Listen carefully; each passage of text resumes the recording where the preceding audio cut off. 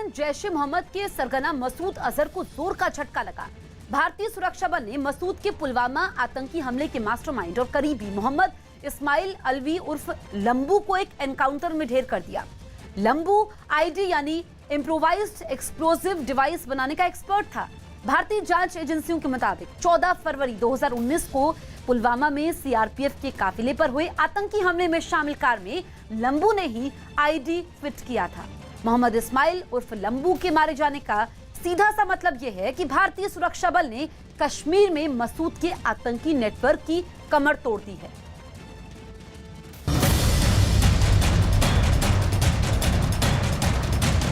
सैफुल्लाह अदनान या छोटू जो लंबू जो है आज मारा गया है, ये समय दूर नहीं है जबकि जैश मोहम्मद का यहाँ सफाई हो जाएगा।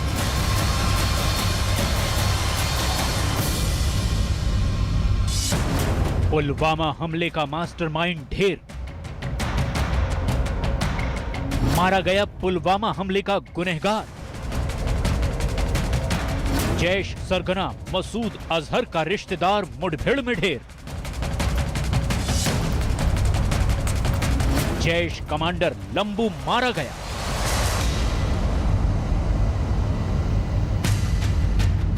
शनिवार सुबह भारतीय सुरक्षा बल ने कश्मीर के त्राल इलाके में बड़ी कामयाबी हासिल की। भारतीय सुरक्षा बल ने जैश सरगना मसूद अजहर के करीबी रिश्तेदार और दक्षिण कश्मीर में सक्रिय आतंकी मोहम्मद इस्माइल अलवी उर्फ लंबू को एक एनकाउंटर में मार गिराया।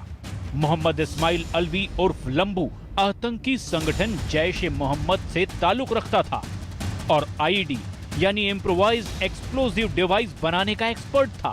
सुरक्षा बल ने इस एनकाउंटर के दौरान लंबू के एक साथी को भी ढेर कर दिया। मारे गए आतंकियों के पास से AK-47 और M4 राइफल भी बरामद हुई है। लंबू जो है, जिसको अदनान भी बोलते हैं, सैफुल्लाह बोलते हैं, क्या काफ़ी समय से एक्टिव रहा है, बहुत सारे इंसिडेंट में इन्वॉल्व रहा है।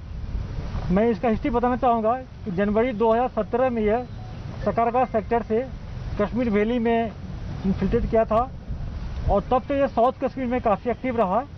बहुत सारे इंसिडेंट में इन्वॉल्व रहा है। अभी तक इसके खिलाफ 14 FIR केस दर्ज है। और सबसे बड़ा अटैक जो पुलवामा का अटैक है 14 फरवरी 2019 में हुआ था, ये उसमें से एक एक्यूज है, मेन एक्यूज बेसिकली है।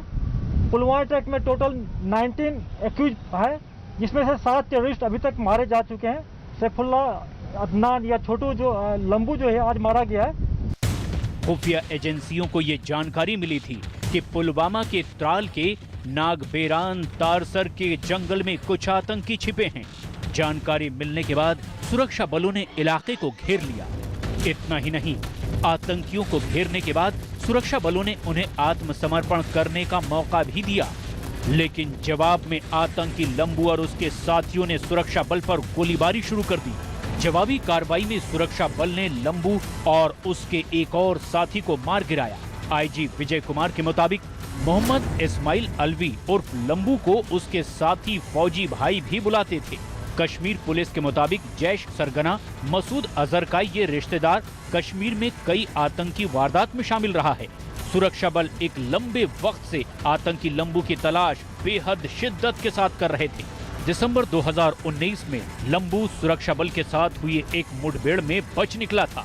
28 मई 2021 को लंबू ने पुलवामा पार्ट 2 को अंजाम देने की कोशिश की थी। सुरक्षा बल ने वक्त रहते ये साजिश नाकाम कर दी थी। एज आईडी एक्सपर्ट ये हम लोग के लिए बहुत थ्रेट रहा है। लास्ट ईयर पुलवामा में हम लोग एक कार को डिटेक्ट किए जो आईडी लेडन कार था, जिसको बाद में हम लोग डिस्ट्रॉय कर दिए। उसमें फौजी भाई अब्दुल रहमान और लंबू दोनों का हाथ था, दोनों आईडी एक्सपर्ट था।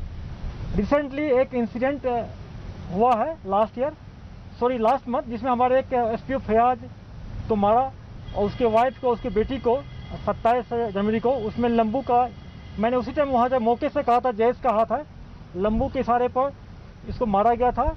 इसमें मैन एक्यूज रहा है और इसके मारे जाने से साउथ कश्मीर नहीं बल्कि पूरे कश्मीर में आईडी का जो एक ज़बरदस्त थ्रेट बना रहा है। ये आईडी को ट्रेनिंग भी देता था लड़कों को, टेररिस्ट को। ये न्यूट्रलाइज कम होगा थ्रेट, और इनके जो कुछ साथी बच गए उसको हम लोग बहुत जल्दी न्यूट्रलाइज कर लेंगे।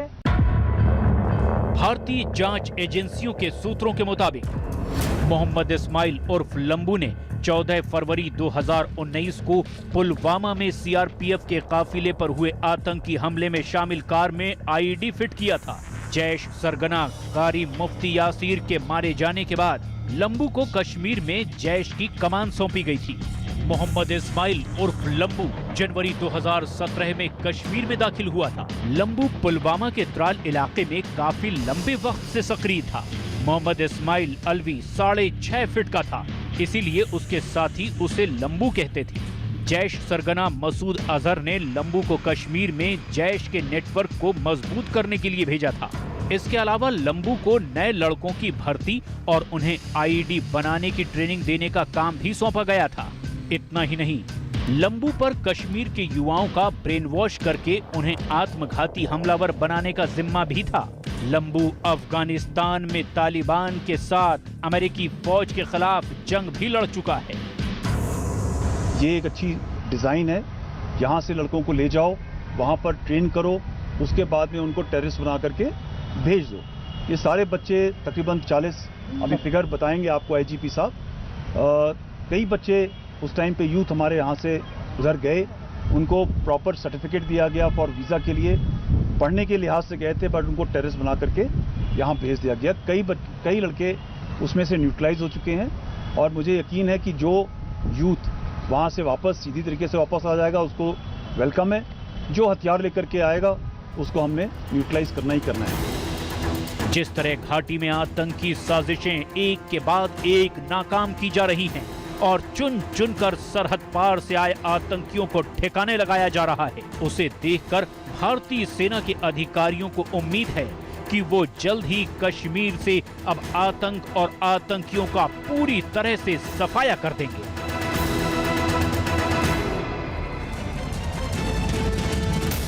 गृह मंत्री अमित शाह आज यूपी के दौरे पर जाएंगे। अमित शाह सुबह 11 बजे लखनऊ पहुंचेंगे। वहां वो फॉरेंसिक साइंस इंस्टीट्यूट का शिलान्यास करेंगे। इसके बाद वो मिर्जापुर जाएंगे, जहां वो विंध्यवासिनी कॉरिडोर प्रोजेक्ट का शिलान्यास करेंगे। साथ ही वहां बने रोपवे का भी उद्घाटन करेंगे। इसके बाद गृह मंत्री अमित शाह वाराणसी जाएंगे और वहां बन रहे विश्वनाथ धाम के काम का निरीक्षण करेंगे। खबर है कि इस दौरे में वो मंदिर में पूजा भी करेंगे। इसके बाद वो वाराणसी एयरपोर्ट से दिल्ली लौट जाएंगे। गृह मंत्री के दौरे को देखते हुए सुरक्षा के भी कड़े इंतजाम किए गए हैं।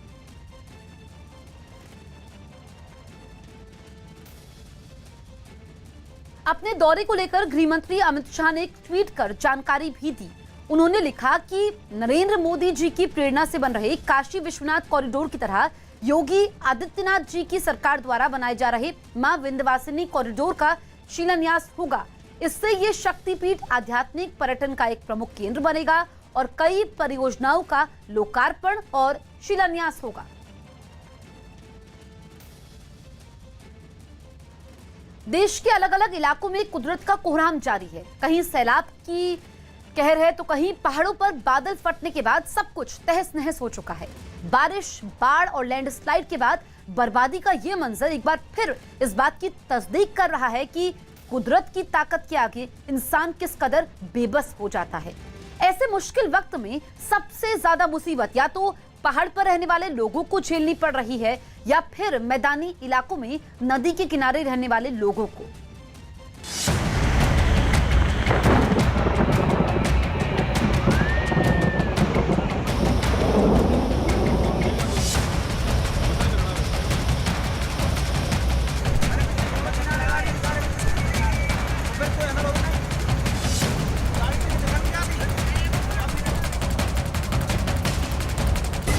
पहाड़ पर कुदरत का कोहराम,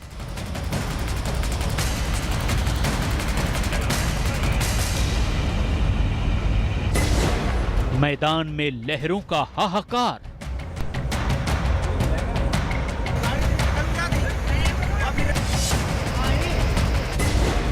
कहीं लैंडस्लाइड, कहीं फटा बादल।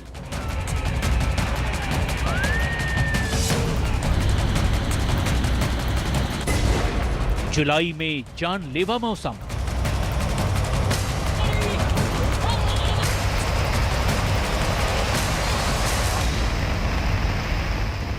देश के अलग अलग इलाकों से आई ये 5 तस्वीरें कुदरत के उस कोहराम का नतीजा है जिसे लगभग हर साल बारिश के मौसम में देखा जाता है। पहाड़ पर लगातार फट रहे बादल जहां तबाही और बर्बादी का मंजर सामने ला रहे हैं, वहीं मैदानी इलाकों में आसमान से उतरती आफत मानो सब कुछ लील लेने को आमादा है। सबसे पहले आपको दिखाते हैं उन पहाड़ी इलाकों की तस्वीर जहां प्रकृति की हसीन वादियों के बीच कुदरत अपना कहर बरपा रही है। हिमाचल के लाहौल स्पीति से आई ये तस्वीरें उस तबाही की गवाह हैं, जिस तबाही को इस इलाके ने अब से कुछ दिन पहले महसूस किया था।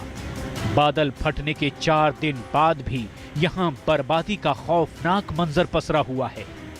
राहत और बचाव की टीमें दिन रात लोगों तक मदद पहुंचाने में जुटी है, लेकिन पहाड़ की दुश्वारियों के बीच लोगों तक मदद पहुंचाना भी टेढ़ी खीर साबित हो रहा है।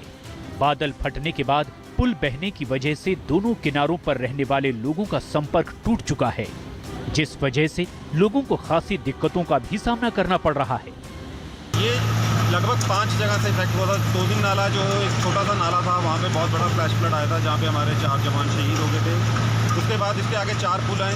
एक अभी हम खड़े हैं छांछा पुल पे, जो कि आप देख सकते हो एक साइड की अप्रोच पूरी टूट चुकी है। जब हम अप्रोच ठीक करेंगे तब हमें पता लगेगा कि पुल का क्या स्टेटस है। हिमाचल प्रदेश के सिरमौर से रोंगटे खड़े कर देने वाली तस्वीरें सामने आई है। यहाँ नेशनल हाईवे 707 पर पहाड़ दरकने की भयावह तस्वीरें सामने आई। कामरू के पास हुए इस लैंडस्लाइड की वजह से नेशनल हाईवे पूरी तरह ब्लॉक हो चुका है। आलम यह है कि इस डराने वाले लैंडस्लाइड की वजह से करीब 1 किलोमीटर सड़क का नामो निशान मिट चुका है, जिसकी वजह से करीब 200 से ज्यादा गांवों का मुख्य मार्ग से संपर्क पूरी तरह कट चुका है। और यही वजह है कि हजारों लोग अभी भी रास्तों में ही फंसे हुए हैं। जम्मू कश्मीर के राजौरी इलाके में लगातार हो रही तेज बारिश मुसीबतों की वजह बनी हुई है। आलम यह हो चुका है कि फ्लैश फ्लड की वजह से इलाके में बना एक अदद पुल भी ध्वस्त हो चुका है, जिसकी वजह से लोगों को अपनी जान हथेली पर रखकर नदी को पार करना पड़ता है। लहरों की रफ्तार पल भर में किसी को भी बहा सकती है, लिहाजा एक दूसरे को सहारा बनाकर ही लोग नदी पार कर रहे हैं।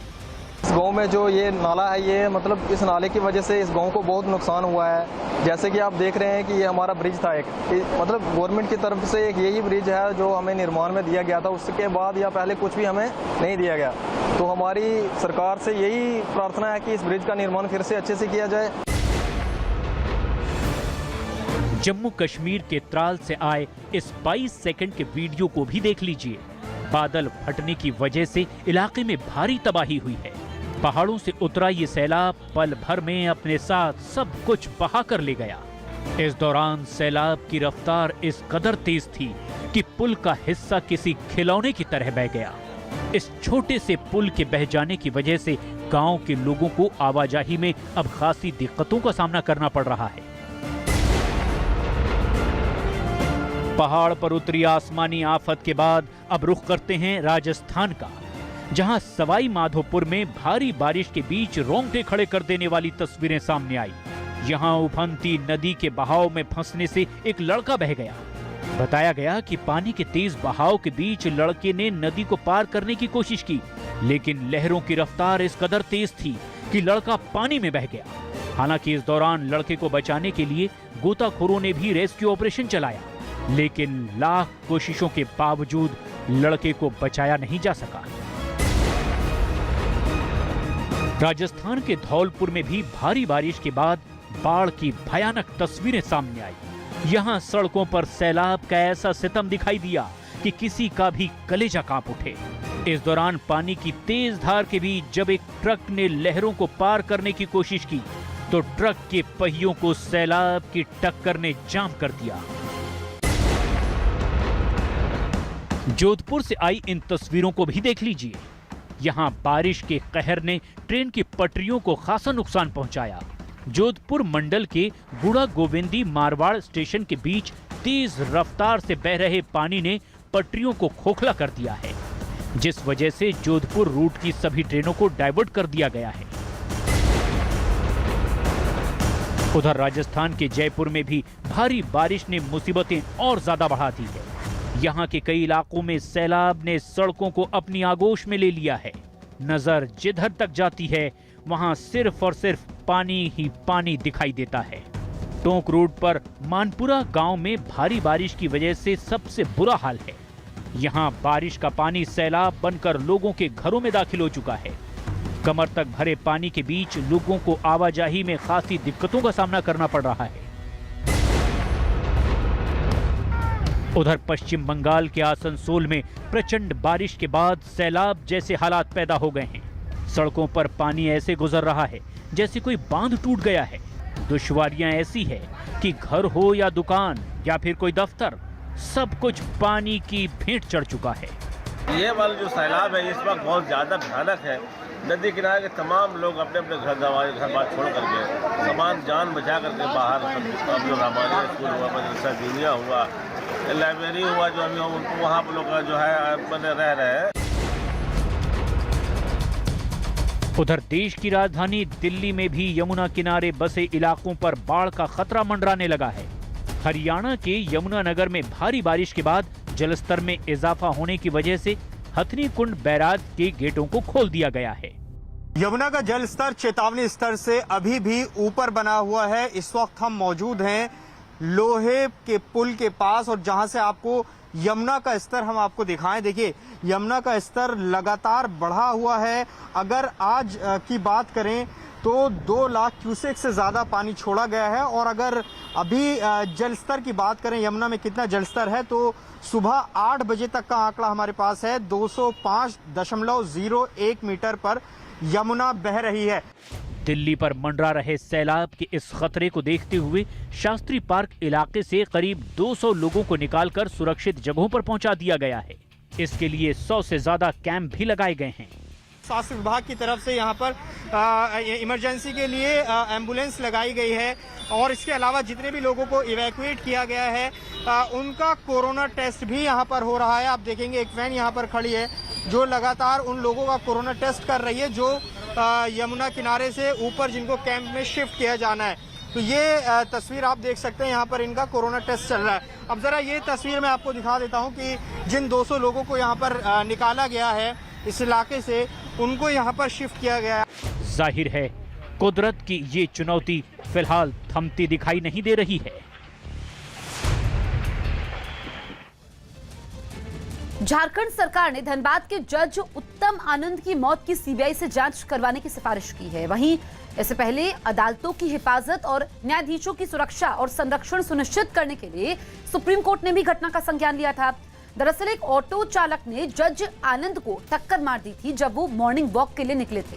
चीफ जस्टिस एनवी रमना और जस्टिस सूर्यकांत की पीठ ने झारखंड के मुख्य सचिव और पुलिस महानिदेशक को 1 हफ्ते के अंदर जज आनंद की मौत की जांच पर स्टेटस रिपोर्ट पेश करने का निर्देश दिया है।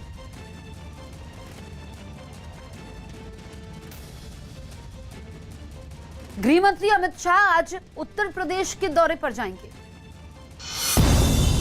गृह मंत्री आज वाराणसी दौरे पर जाएंगे।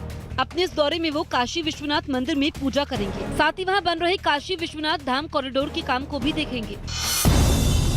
पटना में डॉक्टरों के 2 गुटों के बीच जमकर मारपीट हुई। बताया गया कि एक रेस्टोरेंट में खाना खाने के समय किसी बात पर डॉक्टरों के 2 गुट आपस में भिड़ गए और थोड़ी ही देर में इन लोगों के बीच मारपीट शुरू हो गई। घटना की शिकायत मिलने के बाद पुलिस ने मारपीट में शामिल डॉक्टरों को हिरासत में ले लिया। जम्मू कश्मीर के उपराज्यपाल मनोज सिन्हा ने आमिर खान और किरण राव से मुलाकात की। उन्होंने ट्वीट कर बताया कि इस मुलाकात के समय राज्य की फिल्म पॉलिसी पर चर्चा हुई। भारत और चीन के बीच एलएसी पर जारी गतिरोध को खत्म करने के लिए दोनों देशों के कमांडरों के बीच मोल्डो में करीब 9 घंटे तक बैठक हुई। इस बैठक में सीमा पर जारी तनाव को खत्म करने पर चर्चा हुई। दिल्ली की सीमापुरी में एक नवजात बच्चे से मारपीट का मामला सामने आया। बच्चे की माता पिता की शिकायत पर जब अस्पताल के सीसीटीवी कैमरों की जांच की गई तो एक नर्स नवजात से मारपीट करती हुई दिखाई दी, जिसके बाद पुलिस ने जांच तेज कर दी। बांग्लादेश में जारी लॉकडाउन के बीच सरकार ने कपड़ा बनाने वाली फैक्ट्रियों को खोलने की इजाजत दे दी। इसके बाद देश के कोने कोने से मजदूर राजधानी ढाका पहुंचना शुरू हो गए। मुंबई के पास विरार से डराने वाले वीडियो सामने आया। वहां सड़क किनारे खड़े एक ऑटो के ऊपर अचानक से नारियल का एक पेड़ गिर गया, जिसकी वजह से ऑटो का ऊपरी हिस्सा उसी में धंस गया। घटना की वीडियो में ये ऑटो धीरे धीरे सड़क किनारे आगे बढ़ता हुआ दिखा और एक तिरछे खड़े नारियल के पेड़ के नीचे आकर रुक गया। तभी तिरछा खड़ा नारियल का ये पेड़ धड़ाम से ऑटो के ऊपर आ गिरा। इस पेड़ की वजह से ऑटो की हालत काफी खराब हो गई, मगर राहत की बात ये रही कि ड्राइवर को कोई नुकसान नहीं हुआ। धनबाद में जज के कत्ल की गुत्थी और भी रहस्यमयी होती जा रही है। ऑटो ने टक्कर मारकर जज की हत्या की। इसका सीसीटीवी जैसे ही सामने आया तो ये मर्डर मिस्ट्री करीब करीब सुलझती नजर आई, मगर अचानक इस किस्से में एक ट्विस्ट पैदा हो गया और जज की हत्या एक मिस्ट्री में तब्दील हो गई, क्योंकि जज की पोस्टमार्टम रिपोर्ट ने जो बात उजागर की उसने हत्या की थ्योरी को तो पुख्ता कर दिया, मगर कई सवाल खड़े कर दिए। और सबसे बड़ा सवाल ये कि आखिर जज उत्तम आनंद की जान का दुश्मन है कौन। इसी बीच इस रहस्य को सुलझाने के लिए अब सीबीआई को जांच का जिम्मा देने की सिफारिश की गई है। जज की मौत का गहरा रहस्य। अभी तक अधिवक्ताओं को तब हत्या होते हुए देख रहे थे, लेकिन जज साहब लोगों को भी मारने लगे। धनबाद कांड में नया पर्दाफाश।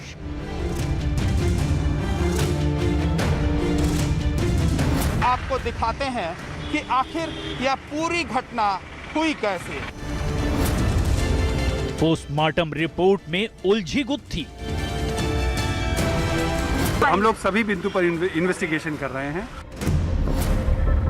सीसीटीवी ने दिखाया नया सुराग।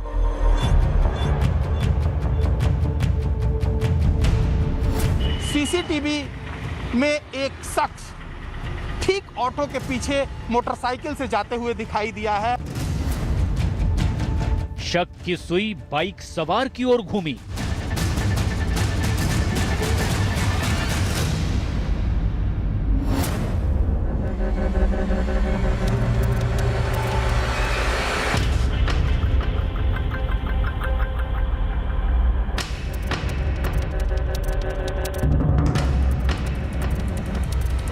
सीसीटीवी की इस फुटेज में एक हत्या की वारदात हादसे की शक्ल में दर्ज है।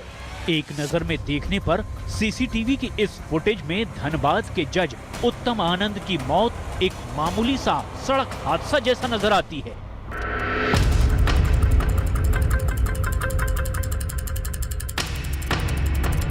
लेकिन जब धनबाद पुलिस ने इस फुटेज के एक एक फ्रेम को कई बार देखा तो इस हादसे में हत्या के सुराग मिलने लगे।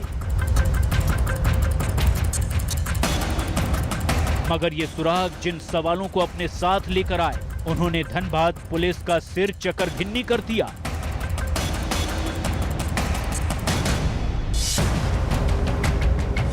इन तस्वीरों के अलावा धनबाद पुलिस को अब तक जो कुछ भी साक्ष्य और सुराग हाथ लगे, अगर उनका एक एक करके पोस्टमार्टम किया जाए तो कत्ल की वारदात को छुपाए हुए इन फुटेज में कातिल का अक्स साफ नजर आने की उम्मीद धनबाद पुलिस को होने लगी है। हम लोगों ने जो प्रॉपर उसका लीगल प्रोसीजर्स है उसको हम लोग फॉलो कर रहे हैं। जिनको जहां जो चीज चाहिए होगा वो हम लोग जरूर सर 48 में हो रही है क्या ये 48 घंटे से ऊपर हो गए अभी तक हम लोग सभी बिंदु पर इन्वेस्टिगेशन कर रहे हैं। जो बात आ रही है इन्वेस्टिगेशन क्रम में उसको हम लोग उसके जो गहन पहलू हैं उन सभी पहलुओं पर जांच की जाएगी। जज उत्तम आनंद की मौत के मामले की तहकीकात करने निकली एसआईटी की टीम मौकाए वारदात पर पहुंची। इस टीम के साथ धनबाद पुलिस के कई आला अधिकारी भी मौजूद थे। जज उत्तम आनंद की मौत के मामले में सामने आए सीसीटीवी को खंगालते हुए पुलिस को एक संदिग्ध जरूर नजर आ गया, जिसने पुलिस की आंखों में चमक पैदा कर दी, क्योंकि ऑटो की टक्कर से ठीक पहले सड़क की दूसरी ओर एक बाइक वाला नजर आ रहा है, जिसने गर्दन घुमाकर जॉगिंग कर रहे जज की ओर देखा। इस बाइक सवार ने बाकायदा काले रंग का हेलमेट भी पहन रखा था, शायद खुद को छिपाने के लिए, लेकिन उसका इस तरह सिर घुमाकर जज की तरफ देखना पुलिस वालों को सुराग दिखा रहा है, क्योंकि इसके चंद सेकंड बाद ही पीछे की तरफ से आए एक ऑटो ने खाली सड़क पर लाइन बदलकर आराम से सड़क किनारे जॉगिंग कर रहे जज उत्तम आनंद को पीछे से जोरदार टक्कर मारी। टक्कर लगते ही जज उत्तम आनंद वहीं सड़क के किनारे गिर गए और बेसुध हो गए। इसी बीच ऑटो वाला फिर तेजी से लेन बदलकर वहां से निकल गया, लेकिन फुटेज का टर्निंग पॉइंट अभी सामने आना बाकी था, क्योंकि ऑटो की टक्कर के चंद सेकंड बाद एक बाइक सवार उसी सड़क से होकर गुजरा और उसने सड़क किनारे बेसुध पड़े जज उत्तम आनंद की तरफ देखा तो, लेकिन वहां रुकने की बजाय अपनी बाइक को तेजी से भगा कर ले गया। बस इसी बात ने इस मामले की गहराई से छानबीन कर रही एसआईटी को सुराग दे दिया। सबसे बड़ी बात यह है कि जांच के दौरान पुलिस को यह सीसीटीवी में एक शख्स ठीक ऑटो के पीछे मोटरसाइकिल से जाते हुए दिखाई दिया है और उसकी भी जांच अब शुरू हो गई है कि आखिर वो कौन शख्स था जो ऑटो के पीछे ठीक गुजरा है। तस्वीरों में भी आप साफ तौर पर देख सकते हैं। तो उस शख्स की तलाश अब तेज कर दी गई है। तो वहीं जो मुझे जानकारी मिली है उसके मुताबिक जिन 2 लोगों की गिरफ्तारी हुई है, जिसमें एक ऑटो ड्राइवर है और उसके साथ एक शख्स जो ऑटो में बैठा था, उसकी गिरफ्तारी के बाद जब पूछताछ हुई है उसके आधार पर 2 जगहों पर छापेमारी हुई है। इसी बीच एसआईटी को जज उत्तम आनंद की पोस्टमार्टम रिपोर्ट भी मिल गई, जिसने इस मामले को और भी ज्यादा पेचीदा बना दिया, क्योंकि सूत्रों के मुताबिक जज उत्तम आनंद के सिर पर चोट के निशान मिले हैं। अब एसआईटी को शक है कि ऑटो से टक्कर मारने से पहले लोहे की किसी भारी सलाख से जज उत्तम आनंद के सिर पर हमला किया गया था। Investigation is on. जो एसआईटी की टीम है वो बैठ करके हर एक बिंदु पर इन्वेस्टिगेशन हम लोग कर रहे हैं। जब भी कोई ऐसा अपडेट आएगा इन्वेस्टिगेशन में जो हम आपके साथ शेयर कर पाएंगे, वैसे ही हम आपके साथ शेयर करें। अब सवाल यही है कि क्या बाइक वाला भी इस साजिश का हिस्सा है, क्योंकि एसआईटी इस बाइक वाले को संदिग्ध मान रही है और उसकी तलाश में छापेमारी शुरू कर दी गई है। और इसका पता लगाने के लिए घटना वाले दिन मौकाए वारदात के आसपास 2 बजे से 8 बजे तक कितने मोबाइल फोन एक्टिव थे, इसका पता लगाने की कोशिश हो रही है। इस बीच रांची से पहुंची फॉरेंसिक टीम ने कोर्ट मोड़ रणधीर वर्मा चौक के पास से मौके से कई साक्ष्य जुटाए। ऑटो से टक्कर के बाद जज जिस जगह पर गिरे थे उस जगह के आसपास गाड़ी का टूटा हुआ इंडिकेटर का अंश सैंपल के रूप में लिया गया। टीम घंटों जब्त ऑटो के सैंपल भी लेते रही। ऑटो का बायां इंडिकेटर टूटा हुआ था। माना जा रहा है कि ये टक्कर से इंडिकेटर टूटा होगा। ऑटो की सीट से भी कई सैंपल एकत्रित किए गए। सीआईडी की 4 सदस्यीय टीम ने भी मौका वारदात के साथ साथ जब्त ऑटो की जांच की। अभी तक अधिवक्ताओं को तब हत्या होते हुए देख रहे थे, लेकिन जज साहब लोगों को भी मारने लगे तो थोड़ा ये काफ़ी वार्निंग स्टेज आ गया है। सरकार को और न्यायपालिका को भी देखना होगा। जज उत्तम आनंद की मौत मामले का सच सामने लाने के लिए धनबाद पुलिस की कई टीमें अलग अलग काम कर रही हैं। गिरफ्तार आरोपी लखन वर्मा और राहुल वर्मा के मोबाइल नंबर का स्कैन किया जा रहा है। दोनों के मोबाइल जब्त किए गए हैं। लखन और राहुल से जुड़े आधा दर्जन मोबाइल नंबरों का कॉल डिटेल रिकॉर्ड खंगाला जा रहा है। धनबाद में जज उत्तम आनंद की मौत हत्या है या हादसा, इसका पता तो जांच पूरी होने के बाद ही चलेगा। परिवार वाले शुक्रवार को झारखंड के सीएम हेमंत सोरेन से भी मिले। बहुत जो है सो तकलीफ, बहुत ग्रीफ में हूँ। मेरा परिवार जो है सो सब बच्चे लोग जो है सो हैं, सब परिवार मेरा बर्बाद हो गया। मैं इससे ज्यादा कुछ नहीं कर सकता। मेरा अपील ये है कि इस पर जो है सो जो कल्पित है, केस ऑफ मर्डर है ही, और वो जो है सो कल्पित को पकड़ के उसको सजा दिया जाए। मुमकिन है कि अब एसआईटी इस पूरे घटनाक्रम का रिक्रिएशन भी करेगी और गिरफ्तार हुए दोनों लोगों के अलावा सर्विलांस पर लगे तमाम मोबाइल नंबरों की तलाश से भी पुलिस जल्दी ही अब जज की हत्या का पूरा सच सामने लाएगी। मुख्यमंत्री नीतीश कुमार की मौजूदगी में राजीव रंजन उर्फ ललन सिंह जेडीयू के नए राष्ट्रीय अध्यक्ष बन गए। इससे पहले आरसीपी सिंह पार्टी के राष्ट्रीय अध्यक्ष थे, जिन्होंने हाल ही में मोदी मंत्रिमंडल में कैबिनेट मंत्री के रूप में शपथ ली है। ललन सिंह जेडीयू के 18 साल के इतिहास में पहले सवर्ण अध्यक्ष बनाए गए हैं। पार्टी के अंदर सभी नेताओं और सभी महत्वपूर्ण साथियों से विचार विमर्श, सलाह मशवरा के आधार पर संगठन को मजबूत किया जाएगा। जो साथी पार्टी से किसी न किसी कारण से सक्रिय नहीं है, पुराने समता पार्टी के शासनकाल, समता पार्टी के समय से पार्टी के साथ जुड़े रहे, उन सबको सक्रिय करना, उनका परामर्श लेना, उनको प्रतिष्ठित करना, ये पार्टी की प्राथमिकता होगी। पार्टी के अंदर कोई पसंदगी नापसंदगी की बात नहीं होगी। सर्वसम्मति से सब लोगों ने इसको स्वीकार किया और उसके बाद सब कुछ के बाद हमने भी सब लोगों को बधाई दी। और जो कुछ भी मेरे मन में जो बात रहती है कि विभिन्न राज्यों के बारे में जो लोग कह रहे हैं, तो उनके सहयोग के लिए लोगों को जाना चाहिए। और अभी चूंकि 1.5 साल से कोरोना के चलते एक जगह से दूसरी जगह जाना संभव नहीं हो रहा है, इस पर जैसे ही स्थिति सुधरेगी तो उसके बाद सब लोग तो जाएंगे, लेकिन आपस का संपर्क रहता है और ठीक ढंग से रहना चाहिए सारी बातें। हरियाणा में बिजली सस्ती होगी। हरियाणा सरकार ने बिजली की दर 37 पैसे प्रति यूनिट कम करने का ऐलान किया। दिल्ली में भारी बारिश के बाद मॉडल टाउन इलाके में एक झील में पानी भरने से लोगों की मुश्किलें बढ़ गई। झील में पानी भरने से आसपास के घरों में सांप देखे जाने की घटनाएं बढ़ गई, जिसके बाद आसपास के लोग दहशत में हैं।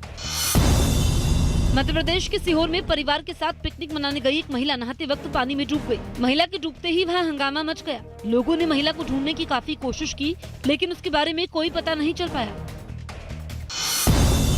जम्मू कश्मीर के सांबा सेक्टर में एक बार फिर 2 ड्रोन देखे गए। इलाके के लोगों ने जैसे ही इन ड्रोन को देखा, तुरंत सुरक्षा बलों को जानकारी दी, लेकिन जब तक सुरक्षा बल कुछ कार्रवाई करते, ये ड्रोन पाकिस्तान की सीमा में लौट गए। उत्तराखंड के नैनीताल में मास्क नहीं पहनने पर पकड़ी गई एक महिला पर्यटक ने जमकर हंगामा किया, जिसके बाद पुलिस ने महिला को गिरफ्तार कर कोर्ट में पेश किया। वहां से महिला को जमानत दे दी गई। उत्तराखंड में लगातार हो रही बारिश और जमीन खिसकने से कई सड़कें बंद पड़ी हैं। चमोली जिले में बद्रीनाथ रोड पर भी मलबा गिरने से कई लोग फंस गए, जिसके बाद मशीनों की मदद से मलबा हटाने का काम तेज कर दिया गया। तेलंगाना के सिकंदराबाद से एक हैरान करने वाला वीडियो सामने आया। वहां एक महिला चलती ट्रेन में चढ़ने की कोशिश करते हुए हादसे का शिकार हो गई। ट्रेन छूटने के डर से वो महिला काफी जल्दबाजी में दिखी और इसी बीच वो ट्रेन और प्लेटफॉर्म के बीच बनी खाली जगह में गिर गई। तभी वहां तैनात एक रेलवे पुलिस का जवान बिना वक्त गवाए उस महिला की तरफ बढ़ा और जान बचाने के लिए उस महिला को बाहर खींचता दिखा। रेलवे पुलिस के इस जवान की फुर्ती काम आई और चंद मिनटों में चलती ट्रेन और प्लेटफॉर्म के बीच फंसी इस महिला को सुरक्षित बाहर निकाल लिया गया। न्यूज 18 के अमिताभ सिन्हा की खबर है कि संसद के मानसून सत्र के पिछले 12 दिनों में विपक्ष के हंगामे की वजह से जनता का 133 करोड़ रुपए बर्बाद हो गया है। दरअसल पिछले 12 दिनों में लोकसभा में 54 घंटों के बजाय सिर्फ 7 घंटे की कार्रवाई हुई है, जबकि राज्यसभा में 53 घंटों की जगह सिर्फ 11 घंटे की कार्रवाई हुई है। मानसून सत्र में दोनों सदनों में 107 घंटों के बजाय सिर्फ 18 घंटे काम हुआ है, जबकि 89 घंटे हंगामे की भेड़ चढ़ चुके हैं। जब जब लहराएगा टोक्यो ओलंपिक्स में तिरंगा, जब जब होगी जापान में भारत की जय, न्यूज 18 लेकर आएगा पहला अपडेट। जापान से सीधे मेरे साथ देखिए जीतो इंडिया। देश लौट आए। हालांकि जिन खिलाड़ियों की कोरोना